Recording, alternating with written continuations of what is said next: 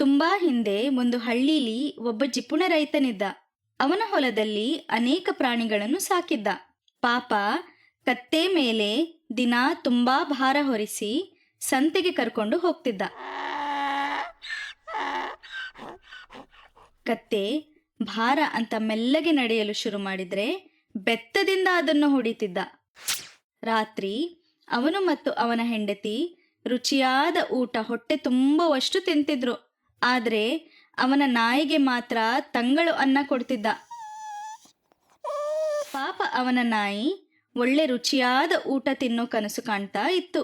ಅವನ ಬೆಕ್ಕು ಪಾಪ ಮಳೆ ಅಂತ ಜಗಲಿ ಮೇಲೆ ಕೂತ್ರೆ ಅದನ್ನು ಕಾಲಿಂದ ಒದಿತಿದ್ದ. ಒಂದು ದಿನ ಬೆಳಿಗ್ಗೆ ಅವನ ಕೋಳಿ ಬೆಳಿಗ್ಗೆ ಎದ್ದು ಕೊಕ್ಕೋ ಕೊಕ್ಕೋ ಅಂತ ಎಲ್ಲರನ್ನ ಎಬ್ಸ್ತು. ಆದ್ರೆ ರೈತ ತನ್ನ ಹೆಂಡತಿಗೆ ಹೇಳ್ದ, ಓಹೋ, ಈ ಕೋಳಿ ತುಂಬಾ ದಪ್ಪ ಆಗಿದೆ, ನಾಳೆ ಇದರ ಸಾರು ಮಾಡಿ ಗಡದ್ದಾಗಿ ತಿನ್ನೋಣ. ಇದನ್ನು ಕೇಳಿ ಕೋಳಿ ಬೇಲಿ ಮೇಲೆ ಕುಳಿತು ಜೋರಾಗಿ ಕೊಕ್ಕೋ ಅಂತ ಅಳ್ತಾ ಇತ್ತು. ಆಗ ಕತ್ತೆ, ಅಯ್ಯೋ, ಸಂಜೆ ಆಯ್ತು, ಕೋಳಿ ಯಾಕೆ ಹೀಗೆ ಕಿರ್ಚ್ತಾ ಇದೀಯಾ? ನಿನ್ನ ಪಾಡಿಗೆ ನೀನು ಸುಮ್ಮನೆ ಇರಬಾರ್ದಾ? ಆಗ ಕೋಳಿ, ಕೊನೆ ಬಾರಿ ಹಾಡ್ತಾ ಇದ್ದೀನಿ ಅಣ್ಣ, ಎಲ್ಲರೂ ಕೇಳಿ. ನಾಳೆ ನಾನು ಕೋಳಿ ಸಾರು ಏನು ಮಾಡ್ಲಿ ಹೇಳು ಗುರು, ನನಗೆ ಇನ್ನು ಯಾರು ಗತಿ, ನನ್ನ ಕಥೆ ಮುಗೀತೀಗ. ಇದನ್ನ ಕೇಳಿ ನಾಯಿ ಮತ್ತು ಬೆಕ್ಕು ಕೂಡ ಹೆದರಿ ಓಡಿ ಬಂದವು. ಕತ್ತೆ, ನಾನು ಆ ರೈತನಿಗೆ ನಿನ್ನ ಕೋಳಿ ಸಾರು ಮಾಡಲು ಬಿಡೋಲ್ಲ, ನಾವೆಲ್ಲ ಒಟ್ಟಾಗಿ ಅವನನ್ನ ಎದುರಿಸೋಣ. ಆಗ ನಾಯಿ, ಕತ್ತೆ ಮಾವ, ನಿನ್ನನ್ನ ಬೆತ್ತದಲ್ಲಿ ಹೊಡೆಯುವಾಗ ನೀನು ಏನು ಮಾಡಲ್ಲ, ಸುಮ್ಮನೆ ಇರ್ತೀಯ. ಈಗೇನು ಹೇಳ್ತಾ ಇದೀಯ ನೀನು? ನಿನ್ನ ಮಾತು ನಮಗೆ ಅರ್ಥವೇ ಆಗುತ್ತಿಲ್ವೇ? ಆಗ ಬೆಕ್ಕು, ನಾವು ರೈತನನ್ನು ಎದುರಿಸೋಕ್ಕೆ ಆಗಲ್ಲ, ಅವನು ತುಂಬಾ ಕೆಟ್ಟವನು, ನಮ್ಮನ್ನ ಕಾಡ್ತಾನೆ, ನಾವು ಮನೆ ಬಿಟ್ಟು ಓಡಿ ಹೋಗಬೇಕು. ನಾವೆಲ್ಲಿ ಹೋಗ್ಬೇಕು ಅಂತ ನನಗೆ ಗೊತ್ತು, ಒಟ್ಟಾಗಿ ನಾವೆಲ್ಲ ಓಡಿ ಹೋಗೋಣ, ಹೊಸದೊಂದು ಬದುಕನ್ನು ಶುರು ಮಾಡೋಣ.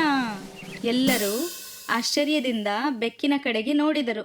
ಆಗ ಬೆಕ್ಕು, ಇಲ್ಲಿಂದ ಮುಂದೆ ಸಂಗೀತಪುರ ಅಂತ ಒಂದು ಊರಿದೆ, ಅಲ್ಲಿ ಸಂಗೀತಗಾರರನ್ನ ಸನ್ಮಾನಿಸ್ತಾರೆ, ಜನ ಅವರ ಗಾಯನ ಕೇಳಿ ನಾಣ್ಯ ಕೊಡ್ತಾರೆ, ನಾವು ಅಲ್ಲಿ ಹೋಗಿ ಹಾಡಿ ಹೆಸರು ಮಾಡೋಣ. ಆಗ ಕೋಳಿ, ವಾ, ಇದು ಸೂಪರ್ ಪ್ಲಾನ್, ಕೇಳಿ ಎಲ್ಲರೂ, ನಾನು ಬೀಟ್ ಮಾಡ್ತೀನಿ, ತಾಳ ಹಾಕ್ತೀನಿ.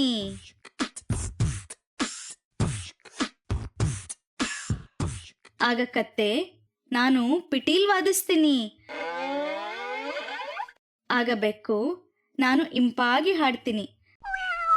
ನನ್ನ ಧ್ವನಿ ಕೇಳಿ ಎಲ್ಲರೂ ಮಂತ್ರಮುಗ್ಧರಾಗ್ತಾರೆ. ಆಗ ನಾಯಿ, ನಾನು ಡಿಜೆ ಹಾಕ್ತೀನಿ, ಬೀಟ್ಸ್ ಹಾಕ್ತೀನಿ. ನನ್ನ ಸಂಗೀತ ಕೇಳಿ ಎಲ್ಲರೂ ಕುಣಿತಾರೆ. ಹೀಗೆ ನಮ್ಮ 4 ಸಂಗೀತಗಾರರು ತಮ್ಮ ಸಾಮಾನು ಗುಡುಗೋಲು ಕಟ್ಕೊಂಡು ರಾತ್ರೋರಾತ್ರಿ ಮನೆ ಬಿಟ್ಟು ಹೊರಟವು. ಸಂಗೀತಪುರದ ದಾರಿ ಕತ್ತಲಾಗಿತ್ತು, ಆದರೆ ಅವರ ಕಣ್ಣುಗಳಲ್ಲಿ ಹೊಸ ಕನಸಿನ ಹೊಳಪು ಇತ್ತು. ಮಧ್ಯ ದಾರಿಲಿ ಕತ್ತೆ, ಸಂಗೀತಪುರದ ದಾರಿ ಎಷ್ಟು ದೂರವಿದೆಯೋ ಏನೋ, ನಮ್ಮ ಕನಸು ನನಸಾಗುತ್ತಾ ಹೇಳಿ ಸ್ನೇಹಿತರೆ. ಆಗ ಕೋಳಿ, ಚಿಂತೆ ಬೇಡ ಕತ್ತೆ ಮಾವ, ನಮ್ಮ ತಾಕತ್ತು ಏನು ಅಂತ ನಾಳೆ ಗೊತ್ತಾಗುತ್ತೆ. ನಮ್ಮ ಗಾಯನ ಕೇಳಿ ಜನ ವಾಹ್ ಅನ್ನೋವಾಗ ಸಂಗೀತಪುರದಲ್ಲಿ ನಾವು ಮಿಂಚ್ತೇವೆ. ಸಂಗೀತಗಾರರು ದಾರಿಯಲ್ಲಿ ನಡೆಯುತ್ತಲೇ ಇದ್ದರು. ಆಗ ನಾಯಿಗೆ ಜೋರಾಗಿ ಹಸಿವಾಯಿತು. ಹೋ, ನನ್ನ ಹೊಟ್ಟೆಯಲ್ಲಿ ಇಲಿಗಳು ಓಡಾಡುತ್ತಿವೆ, ಹಸಿವಿನಿಂದ ನನ್ನ ಕರುಳು ಕಿವುಚುತ್ತಿದೆ, ಎಲ್ಲಾದರೂ ಒಂದು ತಿಂಡಿ ಸಿಕ್ಕರೆ ಚೆನ್ನಾಗಿರ್ತಿತ್ತು, ಒಂದು ರೊಟ್ಟಿ ಸಿಕ್ಕರೂ ಸಾಕು, ಹೊಟ್ಟೆ ತುಂಬ್ತಿತ್ತು. ಇದನ್ನ ಕೇಳಿ ಕೋಳಿ ಹೇಳಿತು, ನೋಡೋಣ, ಮುಂದೆ ಏನಾದರೂ ಸಿಗಬಹುದು, ಹಸಿವಿನಿಂದ ನಾವೇನೂ ಸಾಯೋದಿಲ್ಲ, ಧೈರ್ಯವಾಗಿರಿ, ದೇವರು ನಮಗೆ ದಾರಿ ತೋರಿಸ್ತಾನೆ, ಹೊಟ್ಟೆ ತುಂಬ ಊಟ ಕೊಡ್ತಾನೆ. ಅವರು ನಡೆದು ನಡೆದು ಸುಸ್ತಾದಾಗ ದೂರದಲ್ಲಿ ಒಂದು ಅರಮನೆಯಂತಹ ಮನೆ ಕಾಣಿಸ್ತು.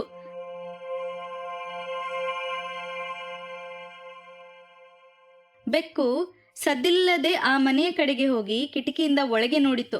ಬೆಕ್ಕು ಹೇಳ್ತು, ಅಯ್ಯೋ, ಇಲ್ಲಿ ಒಳಗಡೆ ಕಳ್ಳರು ಇದ್ದಾರೆ ನೋಡಿ ಎಲ್ಲರೂ. ಅವರೆಲ್ಲ ಕೂತು ಊಟ ಮಾಡ್ತಿದ್ದಾರೆ. ನಾವೇನು ಮಾಡೋಣ ಹೇಳಿ ಸ್ನೇಹಿತರೆ.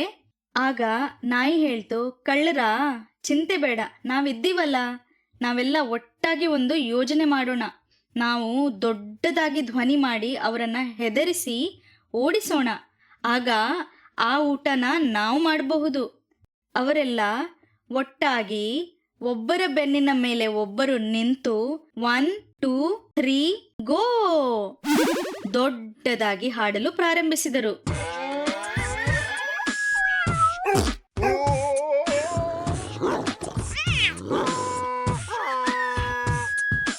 ಹೀ ಹಾ ಹೀ ಹಾ ಕೊಕ್ಕೊ ಕೊಕ್ಕೊ